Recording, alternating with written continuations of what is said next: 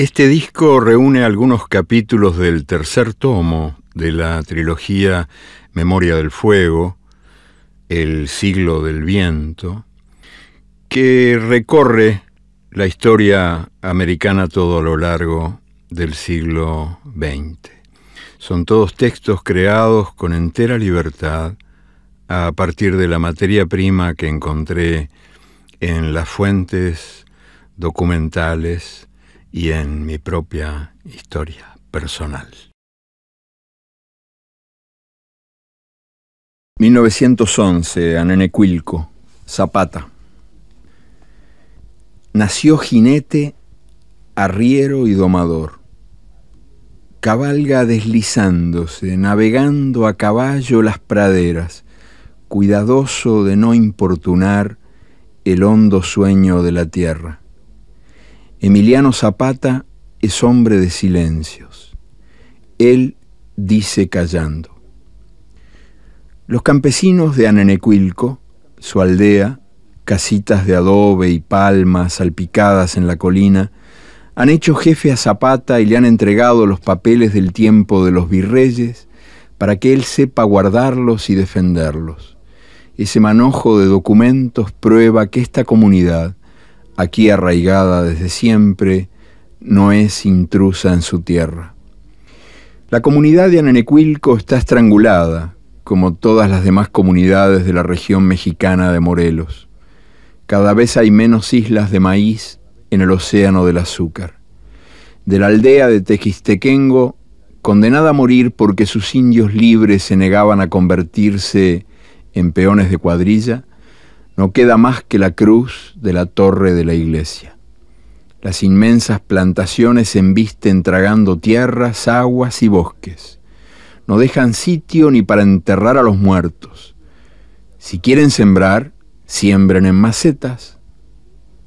Matones y leguleyos se ocupan del despojo, mientras los devoradores de comunidades escuchan conciertos en sus jardines y crían caballos de polo y perros de exposición. Zapata, caudillo de los lugareños avasallados, entierra los títulos virreinales bajo el piso de la iglesia de Anenecuilco y se lanza a la pelea. Su tropa de indios, bien plantada, bien montada, mal armada, crece al andar. 1911, Ciudad de México, Madero.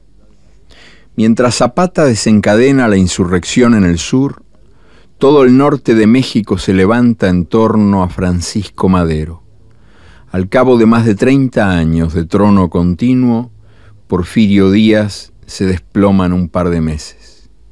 Madero, el nuevo presidente, es virtuoso hijo de la Constitución liberal. Él quiere salvar a México por la vía de la reforma jurídica. Zapata exige la reforma agraria. Ante el clamor de los campesinos, los nuevos diputados prometen estudiarles la miseria. 1911, Campos de Chihuahua, Pancho Villa. De todos los jefes norteños que han llevado a Madero a la presidencia de México, Pancho Villa es el más querido y queredor. Le gusta casarse y lo hace a cada rato. Con una pistola en la nuca, no hay cura que se niegue ni muchacha que se resista. También le gusta bailar el tapatío al son de la marimba y meterse al tiroteo. Como lluvia en el sombrero le rebotan las balas. Se había echado al desierto muy temprano.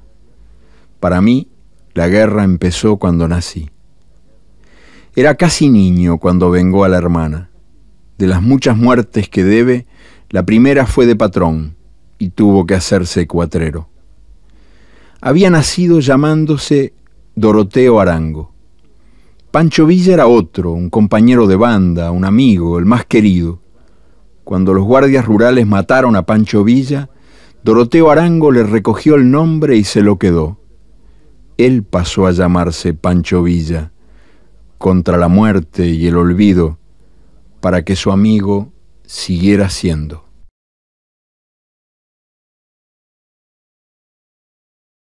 1914, Montevideo, Valle.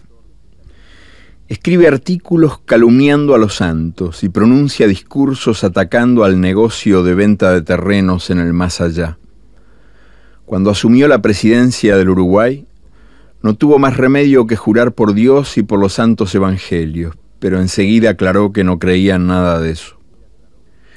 José Valle y Ordóñez gobierna desafiando a los poderosos del cielo y de la tierra. La Iglesia le ha prometido un buen lugar en el infierno. Atizarán el fuego las empresas por él nacionalizadas o por él obligadas a respetar los sindicatos obreros y la jornada de trabajo de 8 horas, y el diablo será el macho vengador de las ofensas por él infligidas al gremio masculino. Está legalizando el libertinaje, dicen sus enemigos, cuando Valle aprueba la ley que permite a las mujeres divorciarse por su sola voluntad. Está disolviendo la familia, dicen, cuando extiende el derecho de herencia a los hijos naturales.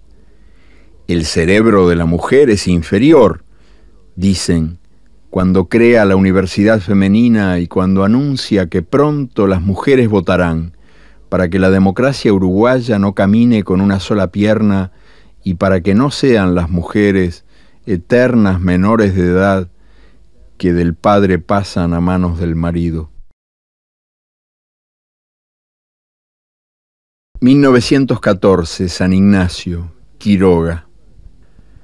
Desde la selva del río Paraná, donde vive en voluntario destierro, Horacio Quiroga aplaude las reformas de Valle y esa convicción ardiente en cosas bellas. Pero Quiroga está definitivamente lejos del Uruguay. Dejó el país hace unos años por huir de la sombra de la muerte. Una maldición le tapa el cielo desde que mató a su mejor amigo queriendo defenderlo, o quizás desde antes, quizás desde siempre. En la selva, a un paso de las ruinas de las misiones de los jesuitas, Quiroga vive rodeado de bichos y palmeras. Escribe cuentos sin desvíos, de la misma manera que abre senderos a machetazos en el monte y trabaja la palabra con el mismo áspero amor con que trabaja la tierra, la madera y el hierro. Lo que Quiroga busca no podría encontrarlo nunca fuera de aquí. Aquí sí, aunque sea muy de vez en cuando, en esta casa que sus manos han alzado sobre el río, Quiroga tiene a veces la dicha de escuchar voces más poderosas que el llamado de la muerte, raras y fugaces certidumbres de vida que mientras duran son indudables como el sol. 1914, Montevideo, Delmira. En esta pieza de alquiler fue citada por el hombre que había sido su marido y queriendo tenerla, queriendo quedársela, él la amó y la mató y se mató.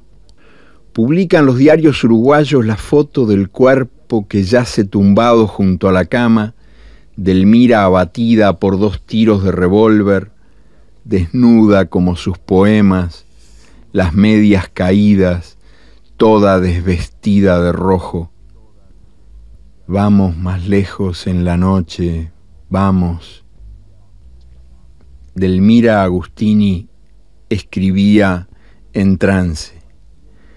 Había cantado a las fiebres del amor sin pacatos disimulos y había sido condenada por quienes castigan en las mujeres lo que en los hombres aplauden, porque la castidad es un deber femenino y el deseo, como la razón, un privilegio masculino. En el Uruguay marchan las leyes por delante de la gente, que todavía separa el alma del cuerpo como si fueran la bella y la bestia. De modo que ante el cadáver de Delmira se derraman lágrimas y frases a propósito de tan sensible pérdida de las letras nacionales, pero en el fondo los dolientes suspiran con alivio. La muerta, muerta está, y más vale así. pero ¿muerta está? ¿No serán sombra de su voz y eco de su cuerpo todos los amantes que en las noches del mundo ardan?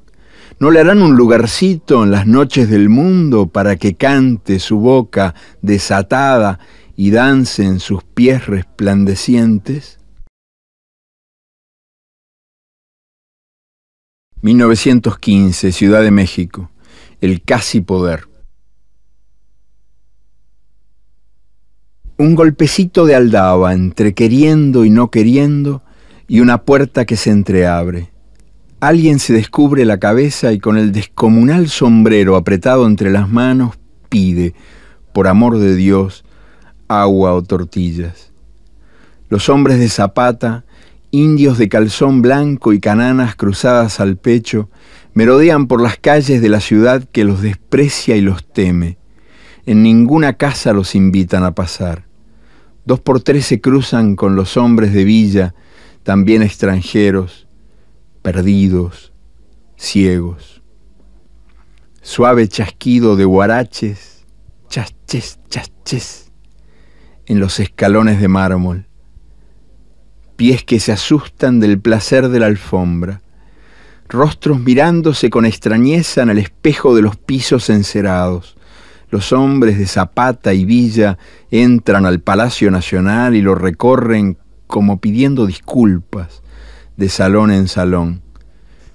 Pancho Villa se sienta en el dorado sillón que fue trono de Porfirio Díaz por ver qué se siente. Y a su lado Zapata, traje muy bordado, cara de estar sin estar, contesta con murmullos las preguntas de los periodistas. Los generales campesinos han triunfado en México, pero no saben qué hacer con la victoria. Este rancho está muy grande para nosotros. El poder es asunto de doctores, amenazante misterio que solo pueden descifrar los ilustrados, los entendidos en alta política, los que duermen en almohadas blanditas. Cuando cae la noche, Zapata se marcha a un hotelucho, a un paso del ferrocarril que conduce a su tierra, y Villa a su tren militar. Al cabo de unos días se despiden de la Ciudad de México. Los peones de las haciendas, los indios de las comunidades, los parias del campo, han descubierto el centro del poder y por un rato lo han ocupado como de visita, en puntas de pie, ansiosos por terminar cuanto antes esta excursión a la luna. Ajenos a la gloria del triunfo, regresan, por fin, a las tierras donde saben andar sin perderse.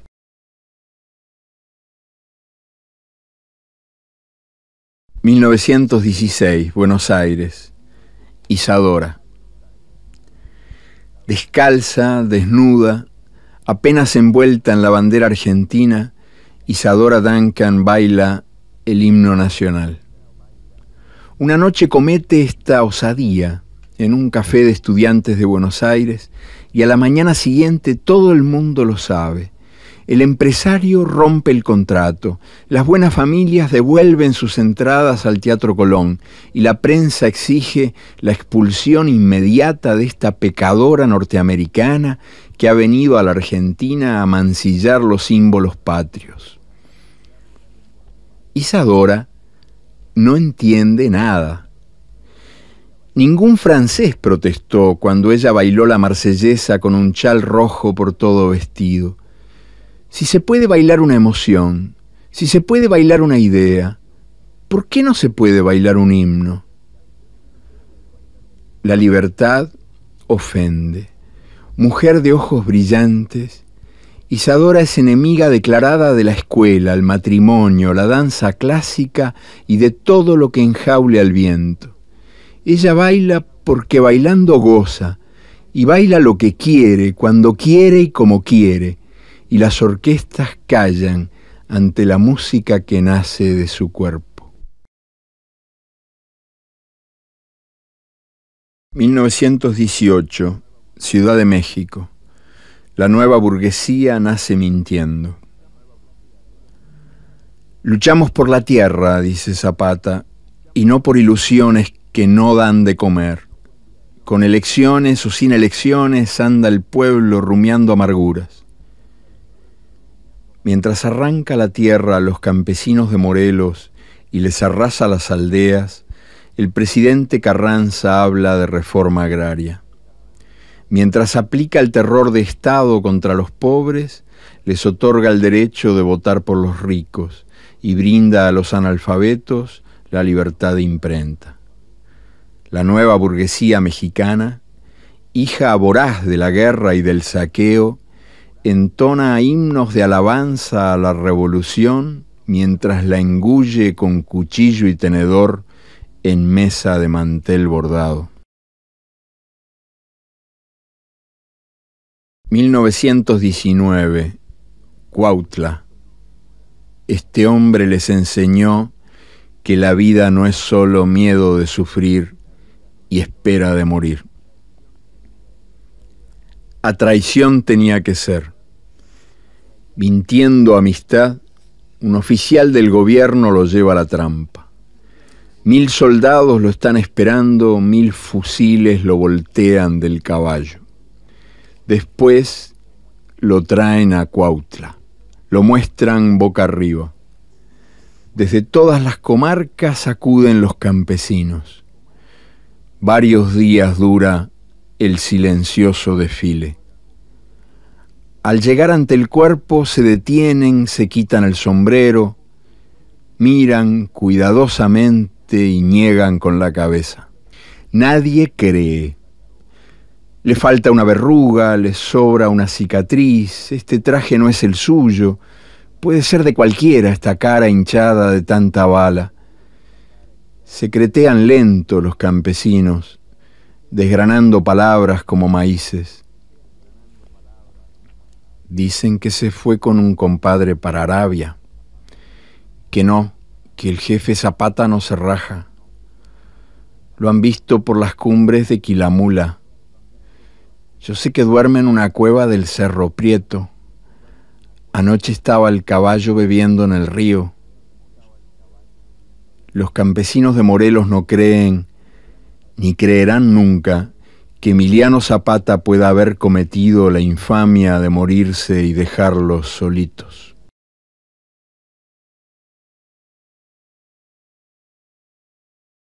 ...1923, Campos de Durango.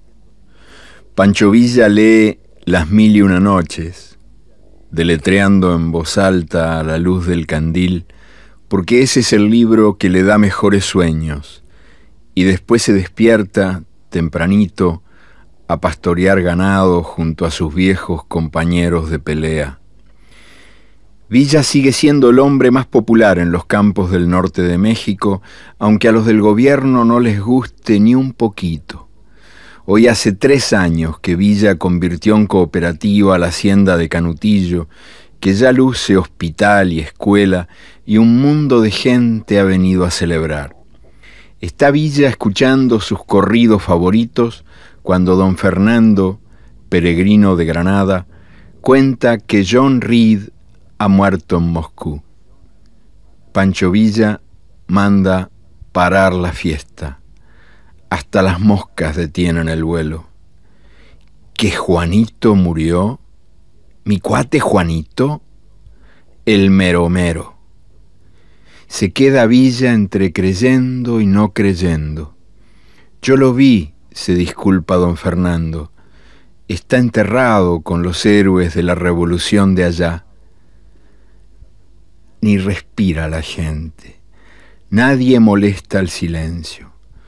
Don Fernando murmura, fue por tifus, no por bala. Y Villa cabecea, así que murió Juanito. Y repite, así que murió Juanito. Y calla. Y mirando lejos, dice, yo nunca había escuchado la palabra socialismo. Él me explicó. Y enseguida se alza y abriendo los brazos increpa a los mudos guitarreros. ¿Y la música? ¿Qué hay de la música? ¡Ándale! 1930, Achuapa. La bandera rojinegra flamea en los lomeríos. Nicaragua, país condenado a producir baratas sobremesas, bananas y café y azúcar, continúa arruinando la digestión de sus clientes. El jefe sandinista Miguel Ángel Ortiz festeja el fin de año aniquilando una patrulla de marines en los barrosos barrancos de Achuapa. El mismo día, otra patrulla cae en la ceja de un despeñadero de las cercanías de Ocotal. En vano los invasores intentan vencer por hambre, incendiando ranchos y sembradíos. Muchas familias se echan al monte, errantes y sin amparo, dejan a sus espaldas altas humaredas y animales muertos a bayonetazos. Creen los campesinos que Augusto César Sandino sabe cómo atraer el arco iris. El arco iris viene hacia él y se achica mucho, mucho, para que él pueda recogerlo entre dos dedos. 1931, Bocay, Santos López. Quien entra en el ejército libertador gana el derecho de ser llamado hermano. Dinero no gana. Ningún dinero nunca. Por su cuenta de ganarse el fusil en pelea y quizás un uniforme de algún difunto marín una vez acortado el pantalón con mucho dobladillo. Santos López está con Sandino desde el primer día. Desde los 8 años trabajaba de peón en las fincas. Tenía 12 cuando el levantamiento en la mina de San Albino. En la tropa patriota fue aguatero y mensajero y espía entre enemigos borrachos o distraídos, y junto a otros compinches de su edad se especializó en tender emboscadas y en armar alboroto con latas y triquitraques para que poquitos parecieran muy montón. Santos López cumple 17 años el día que Sandino lo hace coronel. 1931, Bocay, Tranquilino. En el raquítico arsenal de Sandino no hay mejor arma que una ametralladora Browning, último modelo, rescatada de uno de los aviones norteamericanos volteados a tiros de fusil. En manos de Tranquilino Jarquín, esa Browning dispara y canta. Tranquilino es cocinero, además de artillero cantador. Luce un diente en la risa y una orquídea en el sombrero, y mientras revuelve la gran olla humeante, escasa de carne, pero no de aroma, se echa al buche un buen trago de ron. En el ejército de Sandino está prohibido beber, pero Tranquilino puede. Mucho trabajo le costó conseguir el privilegio, hasta que convenció al general. Sin unos traguitos no funciona este artista del cucharón y del gatillo. Cuando lo someten a dieta de agua, le salen tristes los platos y torcidos y mudos los balazos. 1931, Bocay, Cabrerita. Tranquilino hace cantar a la ametralladora y Pedro Cabrera al clarín. En ráfagas canta tangos, marchas y corridos la Browning de Tranquilino, y el clarín de Cabrerita gime requiebros de amor y proclama valentías. Cabrerita se hace estatua y cierra los ojos para besar su trompeta celestial. Antes del alba despierta a los soldados y en la noche los duerme, soplando bajito y demorándose en las notas. Musiquero y poeta, enamorado y bailandero, Cabrerita es asistente de Sandino desde que empezó la guerra. La naturaleza le ha dado 1,5 metros de altura y 7 mujeres. 1933, Campo Jordán, la guerra del Chaco. Están en guerra Bolivia y el Paraguay, los dos pueblos más pobres de América del Sur, los que no tienen mar, los más vencidos y despojados se aniquilan mutuamente por un pedazo de mapa. Escondidas entre los pliegues de ambas banderas, la Standard Oil Company y la Royal Dutch Shell disputan el posible petróleo del Chaco. Metidos en la guerra, paraguayos y bolivianos están obligados a odiarse en nombre de una tierra que no aman, que nadie ama. El Chaco es un desierto gris, habitado por espinas y serpientes, sin un pájaro cantor ni una huella de gente. Todo tiene sed en este mundo de espanto. Las mariposas se apiñan desesperadas sobre las pocas gotas de agua. Los bolivianos vienen de la heladera al horno. Han sido arrancados de las cumbres de los Andes y arrojados a estos calcinados matorrales. Aquí mueren de bala, pero más mueren de sed. Nubes de moscas y mosquitos persiguen a los soldados, que agachan la cabeza y trotando embisten a través de la maraña a marchas forzadas contra las líneas enemigas. De un lado y del otro el pueblo descalzo es la carne de cañón que paga los errores de los oficiales. Los esclavos del patrón feudal y del cura rural mueren de uniforme al servicio de la imperial angurria. Habla uno de los soldados bolivianos que marchan hacia la muerte. No dice nada sobre la gloria, nada sobre la patria. Dice, resollando, maldita la hora en que nací hombre. 1934, Managua. Cine de terror. Guión para 2 actores y algunos extras. Somoza sale de la casa de Arthur Bliss Lane, embajador de los Estados Unidos. Sandino llega a la casa de Sacasa, presidente de Nicaragua. Mientras Somoza se sienta a trabajar con sus oficiales, Sandino se sienta a cenar con el presidente. Somoza cuenta a sus oficiales que el embajador acaba de darle su apoyo incondicional para matar a Sandino. Sandino cuenta al presidente los problemas de la cooperativa de Huihuilí, donde él y sus soldados trabajan la tierra desde hace más de un año.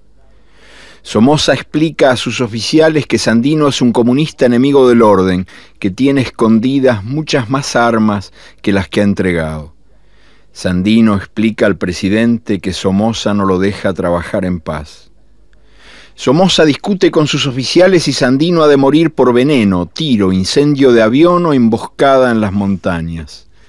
Sandino discute con el presidente sobre el creciente poder de la Guardia Nacional, dirigida por Somoza, y le advierte que pronto Somoza lo volteará de un soplido para sentarse en el sillón presidencial. Somoza termina de resolver algunos detalles prácticos y se despide de sus oficiales. Sandino termina de beber su café y se despide del presidente. Somoza marcha al recital de una poetisa y Sandino marcha a la muerte. Mientras Somoza escucha los sonetos de Zoila Rosa Cárdenas, joven valor de las letras peruanas que distingue al país con su visita, Sandino cae acribillado en un lugar llamado La Calavera sobre el camino solo.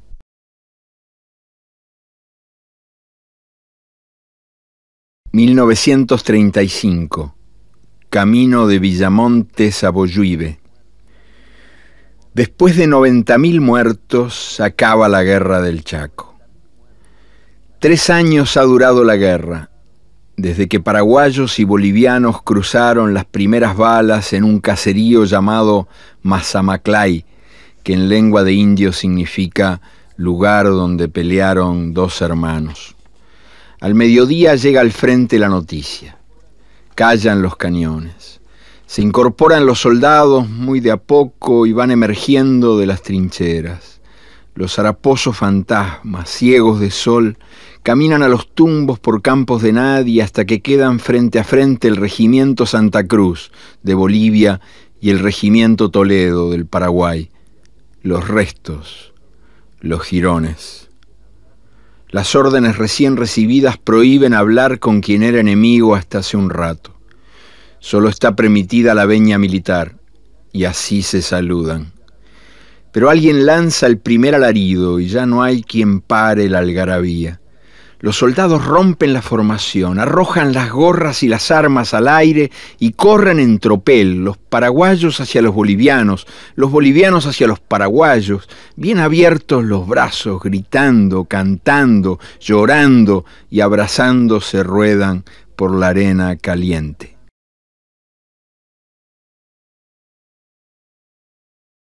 ...1944, Nueva York. Aprendiendo a ver. Es mediodía y James Baldwin está caminando con un amigo por las calles del sur de la isla de Manhattan. La luz roja los detiene en una esquina. «Mira», le dice el amigo, señalando el suelo. Baldwin mira, no ve nada. «Mira, mira». Nada. Allí no hay nada que mirar, nada que ver. Un cochino charquito de agua contra el borde de la acera y nada más. Pero el amigo insiste. ¿Ves? ¿Estás viendo? Y entonces Baldwin clava la mirada y ve. Ve una mancha de aceite estremeciéndose en el charco. Después, en la mancha de aceite ve el arco iris. Y más adentro, charco adentro, la calle pasa y la gente pasa por la calle, los náufragos y los locos y los magos, y el mundo entero pasa. Asombroso mundo lleno de mundos que en el mundo fulguran, y así, gracias a un amigo, Baldwin ve, por primera vez en su vida, ve. 1956, al pie de la Sierra Maestra. Los 12 locos. Una semana pasan sin dormir, vomitando, apretados como sardinas en lata, mientras el viento norte se divierte jugando con el barquito Granma. Después de mucho sub y baja en las aguas del Golfo de México, desembarcan en lugar equivocado. A poco andar los barre la metralla o los queman vivos las bombas incendiarias. Casi todos caen en la matanza. Los sobrevivientes caminan orientándose por el cielo, pero se confunden de estrellas. Los pantanos les tragan las mochilas y las armas. No tienen para comer más que caña de azúcar y van regando a su paso el bagazo del ator. Pierden las latas de leche condensada por llevarlas con los agujeritos para abajo. En un descuido mezclan con agua de mar la poca agua dulce que les queda. Se pierden, se buscan. Al fin, un grupito descubre a otro grupito en los acantilados, por error, y así se juntan los 12 salvados de la aniquilación. Estos hombres o sombras tienen en total 7 fusiles, unas pocas municiones mojadas y muchas llagas y heridas. No han cesado de meter la pata desde que empezó la invasión, pero esta noche está el cielo blanco de estrellas y se respira un aire más fresco y limpio que nunca. Así que Fidel dice, plantado ante las lomas de la Sierra Maestra, ya ganamos la guerra, se jodió Batista.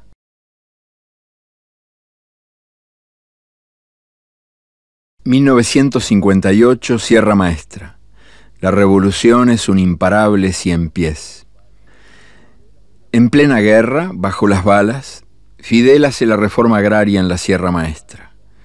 Los campesinos reciben su primera tierra y al mismo tiempo su primer médico, su primer maestro y hasta su primer juez, que dicen que es menos peligroso que el machete para dirimir un pleito. Más de 10.000 soldados del ejército de Batista vienen sufriendo derrota tras derrota. El ejército rebelde es infinitamente menor y está todavía mal armado, pero lleva pueblo abajo, encima, adentro, adelante y atrás. El futuro es ahora. Fidel lanza la ofensiva final, la invasión de punta a punta, en 2 columnas, una al mando del Che Guevara, la otra al mando de Camilo Cienfuegos. 160 guerrilleros salen de las montañas a la conquista del llano.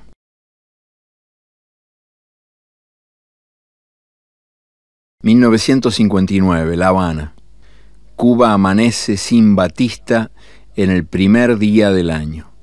Mientras el dictador aterriza en Santo Domingo y pide refugio a su colega Trujillo, en La Habana los verdugos huyen, sálvese quien pueda, en estampida.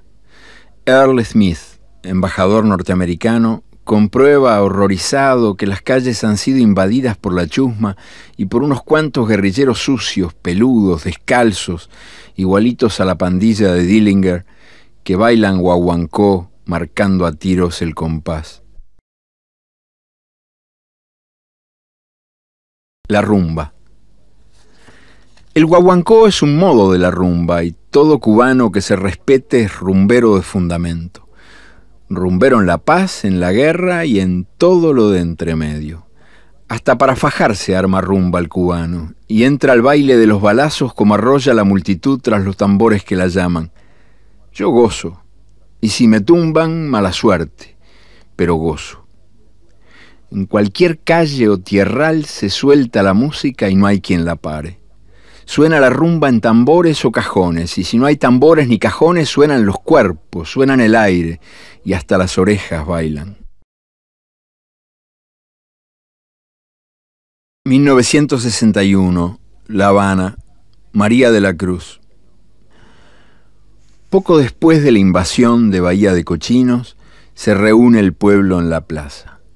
Fidel anuncia que los prisioneros serán canjeados por medicinas para niños. Después entrega diplomas a 40.000 campesinos alfabetizados. Una vieja insiste en subir a la tribuna, y tanto insiste que por fin la suben. En vano manotea el aire, buscando el altísimo micrófono, hasta que Fidel se lo acomoda. Yo quería conocerlo, Fidel, quería decirle, mire que me voy a poner colorado. Pero la vieja, 1000 arrugas, 4 huesitos, le deserraja elogios y gratitudes. Ella ha aprendido a leer y a escribir a los 106 años de edad. Y se presenta. Se llama de nombre María de la Cruz, por ser nacida el mismo día de la invención de la Santa Cruz, y de apellido Semanat, porque Semanat se llamaba la plantación de caña donde ella nació esclava, hija de esclavos, nieta de esclavos. En aquel tiempo los amos mandaban al cepo a los negros que querían letras, explica María de la Cruz, porque los negros eran las máquinas que funcionaban al toque de la campana y al ritmo de los azotes, y por eso ella ha demorado tanto en aprender. María de la Cruz se apodera de la tribuna. Después de hablar, canta. Después de cantar, baila. Hace más de un siglo que se ha echado a bailar María de la Cruz. Bailando salió del vientre de la madre y bailando atravesó el dolor y el horror hasta llegar aquí, que era donde debía llegar, de modo que ahora no hay quien la pare.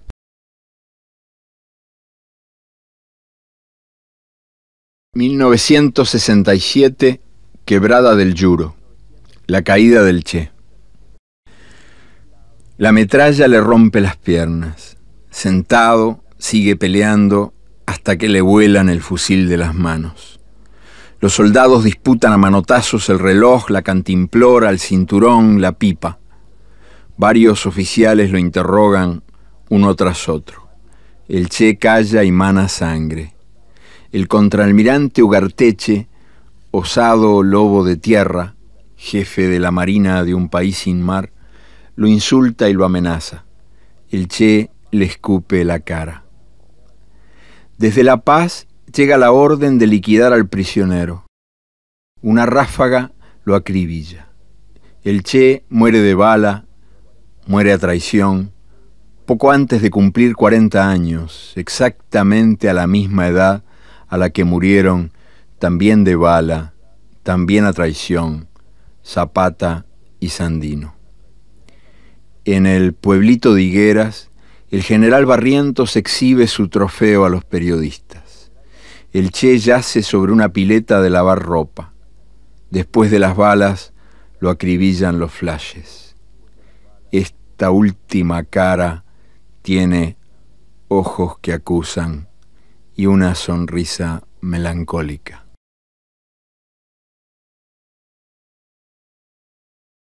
«1967, Higueras, campanadas por él».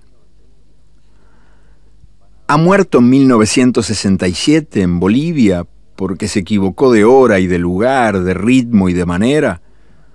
¿O ha muerto nunca, en ninguna parte, porque no se equivocó en lo que de veras vale para todas las horas y lugares y ritmos y maneras?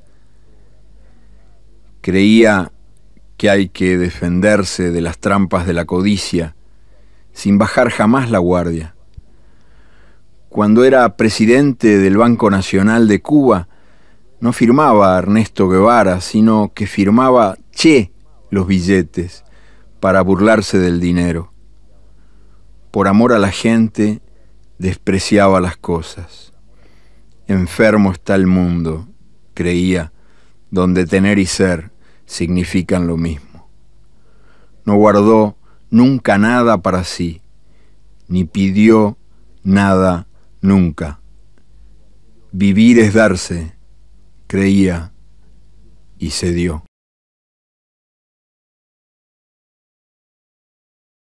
«1967, La Paz, retrato de un supermacho».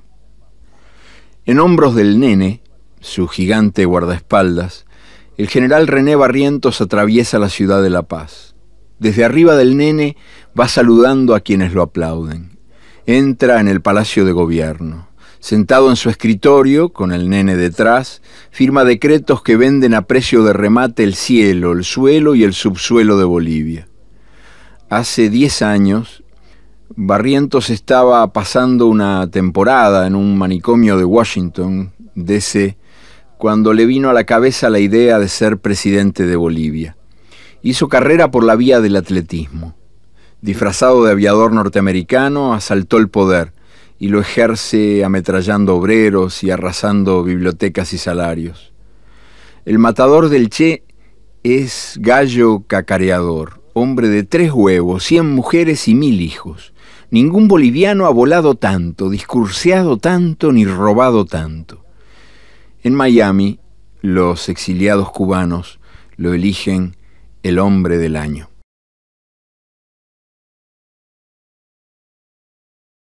«1973, Santiago de Chile, la reconquista de Chile». Una gran nube negra se eleva desde el palacio en llamas. El presidente Allende muere en su sitio. Los militares matan de a miles por todo Chile.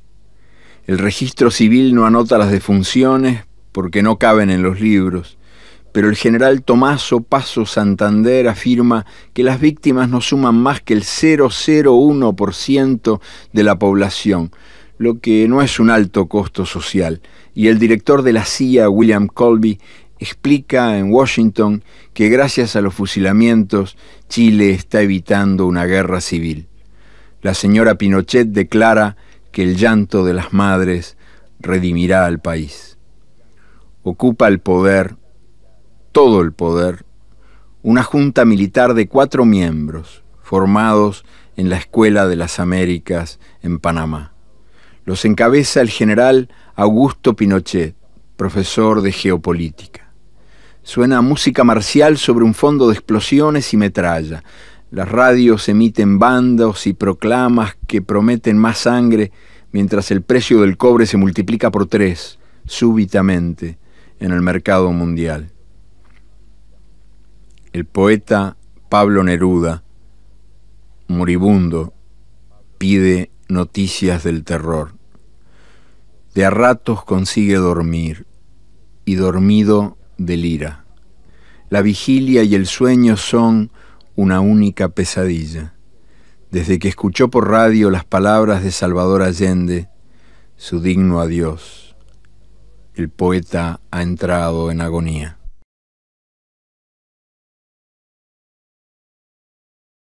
«1973, Santiago de Chile, la casa de Allende». Antes que el Palacio Presidencial han bombardeado la casa de Allende. Tras las bombas, los militares entraron aniquilando lo que quedaba. A bayonetazos embistieron contra los cuadros de Mata, Guayasamín y Portocarrero, y a golpes de hacha reventaron los muebles. Ha pasado una semana. La casa es un basural.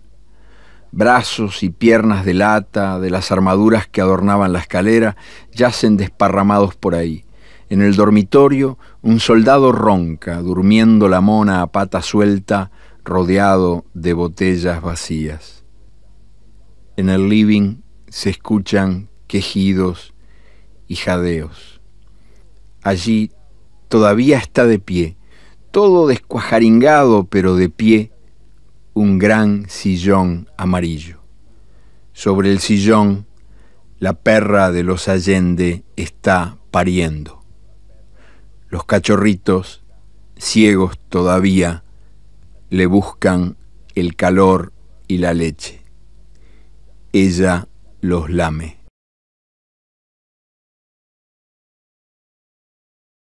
(1973) Santiago de Chile. La casa de Neruda.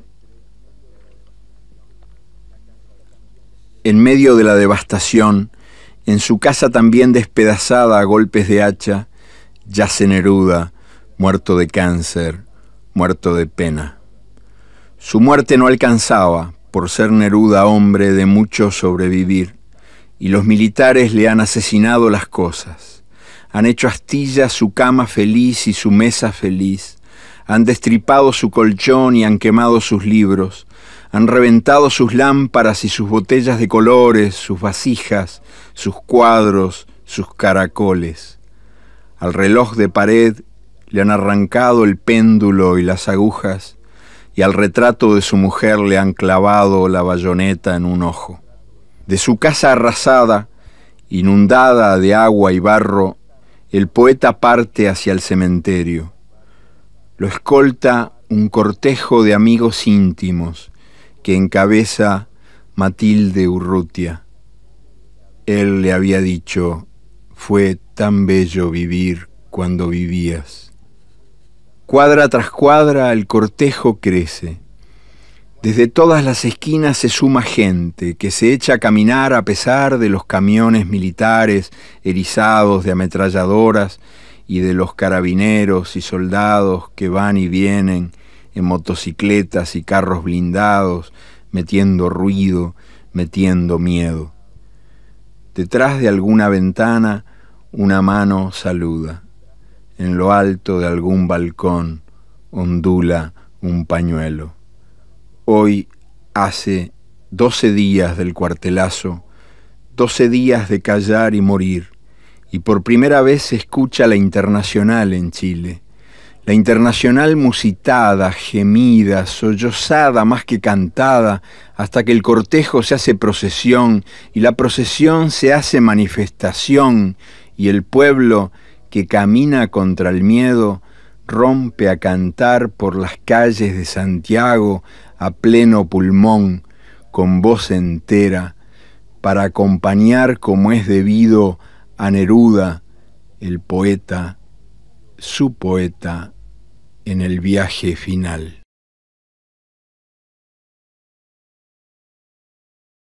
(1976) Selva de Sinica. Carlos. Criticaba de frente, elogiaba por la espalda.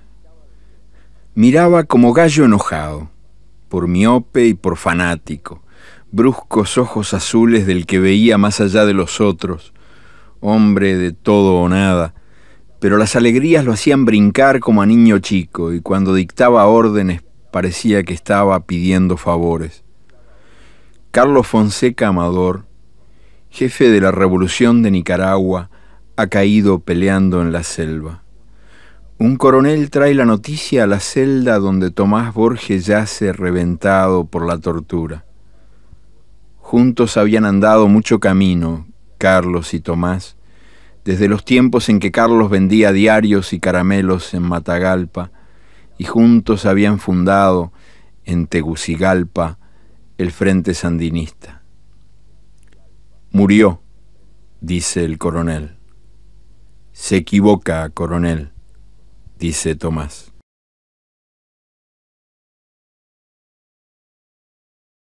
...1979, en toda Nicaragua. Corcovea la tierra más que en todos los terremotos juntos.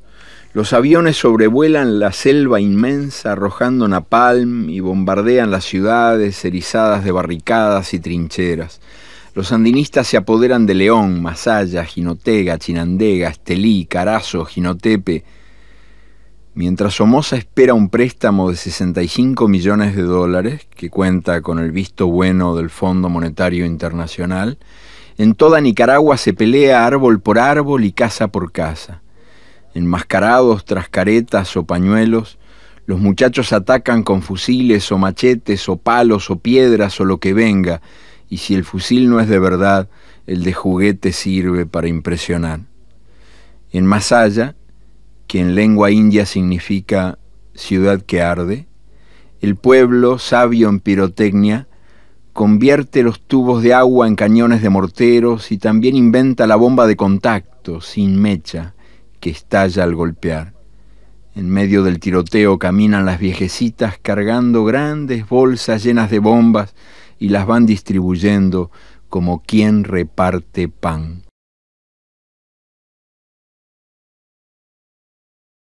...1979, en toda Nicaragua.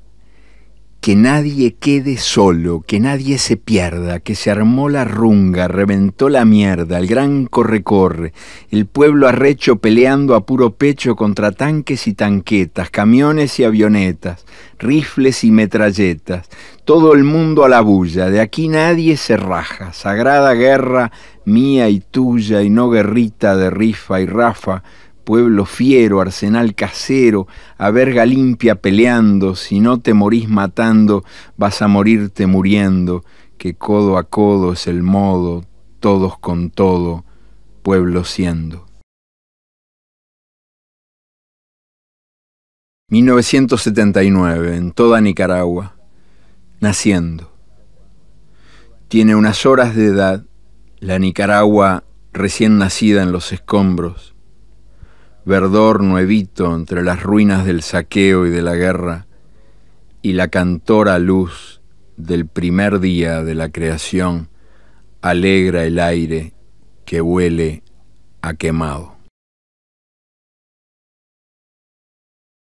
1983, Buenos Aires, las abuelas detectives. Mientras se desintegra la dictadura militar en la Argentina, las abuelas de Plaza de Mayo andan en busca de los nietos perdidos. Esos niños, apresados con sus padres o nacidos en campos de concentración, han sido repartidos como botín de guerra y más de uno tiene por padres a los asesinos de sus padres.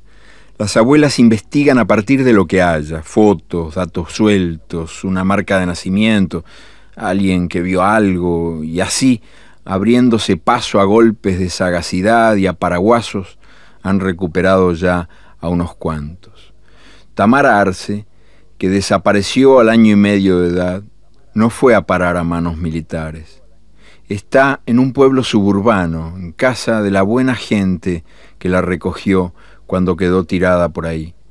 A pedido de la madre, las abuelas emprendieron la búsqueda. Contaban con unas pocas pistas. Al cabo de un largo y complicado rastreo, la han encontrado. Cada mañana, Tamara vende querosén en un carro tirado por un caballo, pero no se queja de su suerte, y al principio no quiere ni oír hablar de su madre verdadera. Muy de a poco las abuelas le van explicando que ella es hija de Rosa, una obrera boliviana que jamás la abandonó, que una noche su madre fue capturada a la salida de la fábrica en Buenos Aires. 1983, Lima. Tamara vuela 2 veces.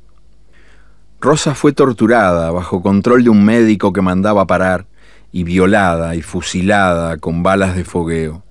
Pasó 8 años presa, sin proceso ni explicaciones, hasta que el año pasado la expulsaron de la Argentina. Ahora, en el aeropuerto de Lima, espera.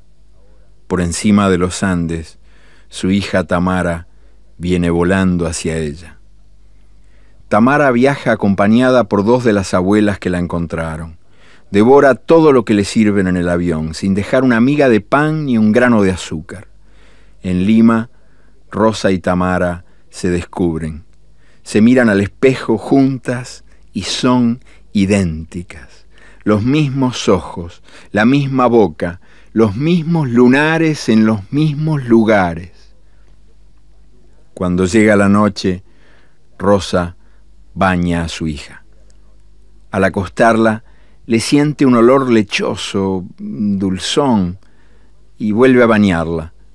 Y otra vez, y por más jabón que le mete, no hay manera de quitarle ese olor. Es un olor raro. Y de pronto, Rosa recuerda. Este es el olor de los bebitos cuando acaban de mamar.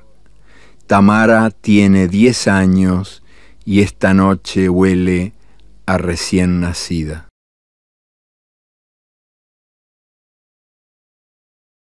(1984) Población Violeta Parra. El nombre robado. La dictadura del general Pinochet cambió los nombres de 20 poblaciones del Pobrerío, casas de lata y cartón en las afueras de Santiago de Chile. En el rebautizo, la población Violeta Parra recibió el nombre de algún militar heroico, pero sus habitantes se niegan a llevar ese nombre no elegido. Ellos se llaman Violeta Parra o nada. Hace tiempo, en unánime asamblea, habían decidido llamarse como aquella campesina cantora de voz gastadita, que en sus peleonas canciones supo celebrar los misterios de Chile. Violeta era pecante y picante, amiga del guitarreo y del converse y del enamore, y por bailar y payasear se le quemaban las empanadas. Gracias a la vida que me ha dado tanto, cantó en su última canción, y un revolcón de amor la arrojó a la muerte.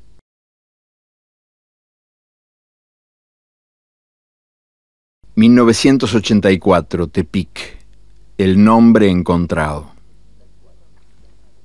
En la sierra mexicana de Nayarit había una comunidad que no tenía nombre. Desde hacía siglos andaba buscando nombre esa comunidad de indios huicholes. Carlos González lo encontró por pura casualidad. Este indio huichol había venido a la ciudad de Tepic para comprar semillas y visitar parientes. Al atravesar un basural, recogió un libro tirado entre los desperdicios. Hacía años que Carlos había aprendido a leer la lengua de Castilla y mal que bien podía. Sentado a la sombra de un alero, empezó a descifrar páginas. El libro hablaba de un país de nombre raro que Carlos no sabía ubicar, pero que debía estar bien lejos de México, y contaba una historia de hace pocos años. En el camino de regreso, caminando sierra arriba, Carlos siguió leyendo. No podía desprenderse de esta historia de horror y de bravura. El personaje central del libro era un hombre que había sabido cumplir su palabra. Al llegar a la aldea, Carlos anunció, eufórico, «Por fin tenemos nombre», y leyó el libro en voz alta para todos. La tropezada lectura le ocupó casi una semana. Después, las 150 familias votaron, todas por sí. Con bailares y cantares se selló el bautizo. Ahora tienen cómo llamarse.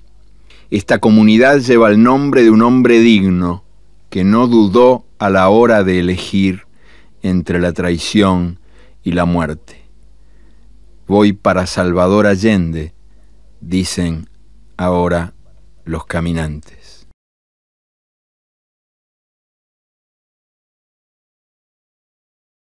(1984) Bluefields. Volando. Honda raíz, alto tronco, florida ramazón. Clavado en el centro del mundo se alza un árbol sin espinas, un árbol de esos que saben darse a los pájaros. En torno al árbol giran las parejas bailanderas, ombligo contra ombligo, ondulando al ritmo de una música que despierta a las piedras y enciende el hielo. Mientras bailan, los danzantes van vistiendo y desvistiendo el árbol con largas cintas de todos los colores. En la atormentada costa de Nicaragua, sometida a invasión continua, a continuos bombardeos y tiroteos, se celebra como siempre esta fiesta del palo de mayo. El árbol de la vida sabe que jamás cesará, pase lo que pase, la música caliente que gira a su alrededor. Por mucha muerte que venga, por mucha sangre que corra, los hombres y las mujeres serán por la música bailados, mientras sean por el aire respirados y por la tierra arados y amados.